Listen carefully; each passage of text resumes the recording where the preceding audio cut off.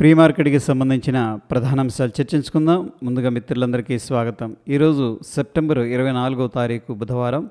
ముందుగా ADR sentiment ఎలా ఉందనేది పరిశీలన చేసినట్టయితే విప్రో ఏడీఆర్ ఏకంగా 2.33% నెగిటివ్గా క్లోజ్ అయింది. Infosys, ICICI bank, HDFC bank, doctor Reddy's labs ADRs అన్నీ కూడా నెగిటివ్లో క్లోజ్ అయినాయి. మొత్తం మీద ఏడీఆర్స్ నుంచి అయితే స్ట్రాంగ్ నెగిటివ్ సంకేతాలు అనేది కనిపిస్తూ ఉన్నాయి. ఇక ఇండియన్ ఇండిసెస్ ఏ విధంగా పర్ఫామ్ చేసినాయి అనేది పరిశీలన చేసినట్టయితే నిన్నటి రోజున Nifty, FMCG, reality, IT, media అవన్నీ కూడా సెల్లింగ్ ప్రెషర్లో ఉండగా పిఎస్యూ బ్యాంక్, మెటల్, ఆటోలో కొద్దిగా బౌన్స్ అనేది కనిపించింది. మొత్తం మీద నిన్నటి రోజున 70% ఇండియన్ ఇండిసెస్ అయితే నెగిటివ్లోనే క్లోజ్ అయ్యాయి. ఇక గ్లోబల్గా మార్కెట్స్ ఎలా ఉన్నాయి అనేది పరిశీలన చేసినట్టయితే హాంకాంగ్ టాప్ లూజర్గా కనిపిస్తూ ఉంది. దాని తర్వాత Europe, Germany, Asia market, Japan under ప్రెషర్లో ఉంది. ఫ్రాన్స్ కూడా కొద్దిగా నెగిటివ్లో ఉంది. London, China A50 futures, Dow Jones industrial average futures, South Korea, Russia అనేది మైల్డ్ గ్రీన్లో కనిపిస్తూ ఉన్నాయి. మొత్తం మీద గ్లోబల్గా కొద్దిగా వీక్ సెంటిమెంట్ అనేది కనిపిస్తూ ఉంది. యూఎస్కి సంబంధించిన టాప్ 30 కంపెనీస్ నిన్న ఏ విధంగా పర్ఫామ్ చేసినాయి అనేది పరిశీలన చేసినట్టయితే Amazon.com, Salesforce, Visa అనేది మైల్డ్ లాసెస్లో క్లోజ్ అయినాయి. ఇక Intel, Boeing, United health, 3M ఇవి వచ్చేసరికి గెయినర్స్గా క్లోజ్ అయినాయి. మొత్తం మీద క్లోజ్ అయిన విధానంలో నిన్నటి రోజున 50% బుల్లిష్ సెంటిమెంట్, 50% బేరిష్ సెంటిమెంట్ అనేది కనిపిస్తుంది. గ్లోబల్గా ఎకనామిక్ క్యాలెండర్ అనేది పరిశీలన చేసినట్టయితే నిన్నటి రోజున జపాన్ మార్కెట్కి హాలిడే ఉంది. ఇక యూఎస్కి సంబంధించిన manufacturing PMI data and services PMI data release చేయడం జరిగింది. ఈ రెండు కూడా వీక్ నంబర్స్ అనేది ఇవ్వడం జరిగింది. ఇక ఫెడ్ చైర్పర్సన్ పౌల్ గారు మాట్లాడటం జరిగింది. ఆ కామెంటరీ ఏందనేది కూడా ఒకసారి చూద్దాం. ఈరోజు విషయానికి వచ్చేసరికి యుఎస్ ప్రెసిడెంట్ ట్రంప్ గారు మాట్లాడడం జరుగుతుంది వైట్ హౌస్లో. ఇక న్యూ హోమ్ సేల్స్ కానీ క్రూడ్ ఆయిల్ ఇన్వెంటరీస్ ఏ విధంగా ఉన్నాయి ఆ డేటా రిలీజ్ అవుతుంది. ఇది వెరీ ఇంపార్టెంట్ డేటా. ఇండియాకి సంబంధించిన ఎకనామిక్ క్యాలెండర్ అనేది పరిశీలన చేసినట్టయితే నిన్నటి రోజున 10:30 హెచ్ఎస్బిసి వాళ్ళు పిఎంఐ డేటా అనేది రిలీజ్ చేశారు. అయితే ఫ్రెండ్స్, ఇక్కడ పిఎంఐ డేటా అంటే పర్చేజింగ్ మేనేజర్స్ ఇండెక్స్ డేటా. ఇది కంపెనీ దగ్గరికి వెళ్ళి సర్వే చేస్తారనమాట. మీకు ఆర్డర్స్ ఎలా వస్తున్నాయి, డిమాండ్ ఎలా ఉంది అని చెప్పేసి. ఈ నంబర్ అనేది ఇంక్రీజ్ అవుతూ ఉందనుకోండి, సో అది మనం పాజిటివ్గా కన్సిడర్ చేసుకుంటాం. సో ఇక్కడ చూడండి, కాంపోజిట్ అంటేనేమో సర్వీసెస్కి సంబంధించిన పిఎంఐ డేటా, ఇది మ్యానుఫ్యాక్చరింగ్, రెండింటి కలిపి తీసుకునేది కాంపోజిట్ అనమాట. ఎనీహౌ ఇక్కడ ఈ నంబర్స్ అయితే ప్రీవియస్గా ఏదైతే డేటా ఉందో దాంతో కంపేర్ చేసినప్పుడు తక్కువగా వచ్చింది కాబట్టి ఇది నెగిటివ్గానే మనం కన్సిడర్ చేసుకుంటాం. ఓకే, సో సింపుల్గా ఏంటంటే సర్వీసెస్కి కానీ మ్యానుఫ్యాక్చరింగ్ ఇండస్ట్రీకి కానీ అంత స్ట్రాంగ్ డిమాండ్ లేదు అనేది ఈ నంబర్స్ అనేది చెప్తాయి అనమాట. ఒకవేళ ఇంక్రీజ్ అవుతూ ఉందంటే స్ట్రాంగ్ డిమాండ్ ఉందని చెప్పేసి మనం అర్థం చేసుకోవచ్చు. ఇక ఈరోజు విషయానికి వచ్చేసరికి ఎటువంటి ఇంపార్టెంట్ ఈవెంట్స్ అయితే లేవు. ఫెడ్ చైర్పర్సన్ పౌల్ గారు మాట్లాడటం అనేది జరిగింది. సో మొత్తానికి ఈయన ఏంటంటే ఎకానమీ అనేది యూఎస్ది చాలా స్లో అవుతుందని చెప్పారు. అన్ఎంప్లాయ్మెంట్ ఇంక్రీజ్ అవుతుందన్నారు. అట్ ద సేమ్ టైం ఏంటంటే జీడిపి వచ్చేసరికి లాస్ట్ ఇయర్ 2.5% ఉంటే ఈసారి 1%, 1.5% అనేది ఇంక్రీజ్ అయిందని చెప్పేసి చెప్పడం జరిగింది. ఎనీహౌ యుఎస్ ఎకానమీ కొద్దిగా స్ట్రగుల్లో ఉంది, అందుకని ఆచితూచి వ్యవహరించాలని చెప్పేసి మాట్లాడటం జరిగింది. ఇక ఈరోజు ఫ్యూచర్ అండ్ ఆప్షన్స్లో ఏ ఒక్క స్టాక్ కూడా రిజల్ట్ అయితే అనౌన్స్ చేయట్లేదు. ఇక ఫ్యూచర్ అండ్ ఆప్షన్స్లో RBL bank, Samman capital, HFCL అనేది బ్యాన్ లిస్ట్లో ఉన్నాయి. వీటిలో మనం ఫ్యూచర్స్ అండ్ ఆప్షన్స్ అనేది ట్రేడ్ చేయకూడదు. Probably Angel one, Bandhan bank కూడా బ్యాన్ లిస్ట్లోకి వెళ్ళడానికి అయితే పాసిబిలిటీస్ అనేది కనిపిస్తూ ఉన్నాయి. ఇక నిఫ్టీ హీట్ మ్యాప్ అనేది పరిశీలన చేసినట్టయితే IndusInd bank, Axis bank, Maruti, JSW steel, Bajaj finance, SBI అనేది టాప్ గెయినర్స్లో క్లోజ్ అవగా Trent, UltraTech cement, SBI life, HDFC life, Nestle అనేది టాప్ లూజర్స్గా క్లోజ్ అయ్యాయి. Individual stocks AU bank, Hind petro, Ashok Leyland, Canara bank, Maruti వీటిల్లో సిగ్నిఫికెంట్గా లాంగ్ బిల్డప్ అనేది జరుగుతున్నట్టు చూపిస్తుంది. అంటే ప్రైస్ ఇంక్రీజ్ అవుతుంది, ఓపెన్ ఇంట్రెస్ట్ కూడా ఇంక్రీజ్ అవుతుంది. సో కొద్దిగా పైకి వెళ్తాయి ఈ స్టాకు బులిష్గా అని చెప్పేసి పార్టిసిపెంట్స్లో ఎక్స్పెక్టేషన్ ఉంది. ఇటువంటి స్టాక్లో కూడా షార్ట్ కవరింగ్ అనేది జరగట్లేదు. 361, Godrej ACP, Indian hotels, Trent, Kalyan jewellers వీటిల్లో సిగ్నిఫికెంట్గా షార్ట్ బిల్డప్ అనేది జరుగుతున్నట్టు చూపిస్తుంది. అంటే ప్రైస్ కిందకు వెళ్తుంది, ఓపెన్ ఇంట్రెస్ట్ ఇంక్రీజ్ అవుతుంది. సో కొద్దిగా కిందకు వెళుతుందని చెప్పేసి ఈ స్టాక్స్లో ఎక్స్పెక్టేషన్ అయితే పార్టిసిపెంట్స్లో ఉంది.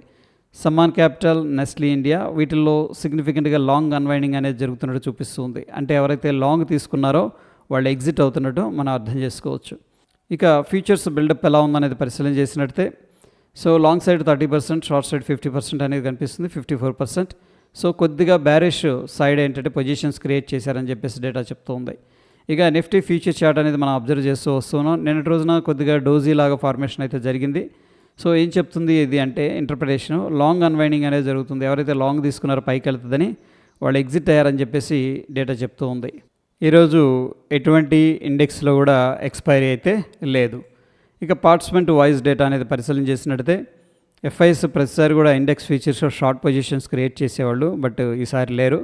స్టాక్ ఫీచర్స్లో బుల్లిష్గా ఉన్నారు, స్టాక్స్లో మాత్రం స్ట్రాంగ్ బేరిష్గా ఉన్నారు, అంటే ఎగ్జిట్ అవుతున్నారు. ప్రొపరేటరీ వచ్చేసరికి ఇండెక్స్ ఫీచర్స్ ద్వారా బేరిష్గా ఉన్నారు, మిగతా వాటిలో బుల్లిష్గా ఉన్నారు. క్లయింట్ అన్నింటిలో కూడా బుల్లిష్గా ఉన్నారు.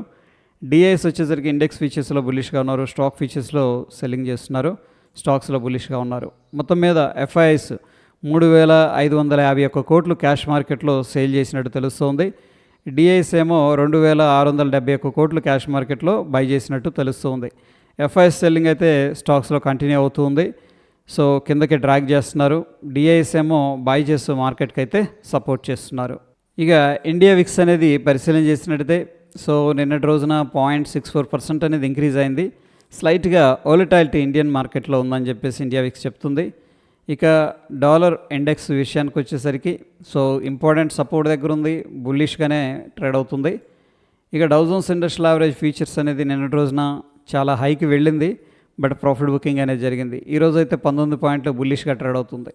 నిఫ్టీ విషయానికి వచ్చేసరికి ప్రస్తుతానికి నిన్నటి రోజున డోజీ లాగా ఫార్మేషన్ అయితే జరిగింది. సో ఇమీడియట్గా 25,222 అనేది ఇమీడియట్ రెసిస్టెన్స్, 25,136 అనేది ఇమీడియట్ సపోర్ట్ అయితే కనిపిస్తుంది. ఇక సెన్సెక్స్ విషయానికి వచ్చేసరికి గత 2 రోజుల నుంచి కూడా డోజీ ఫార్మేషన్ అనేది జరుగుతుంది. 82,231 ఇమీడియట్గా రెసిస్టెన్స్, 81,890 ఇమీడియట్గా సపోర్టు. బ్యాంక్ నిఫ్టీ విషయానికి వచ్చేసరికి నిఫ్టీతో కానీ సెన్సెక్స్తో కానీ కంపేర్ చేస్తే బ్యాంక్ నిఫ్టీ స్ట్రాంగ్గా కనిపిస్తుంది.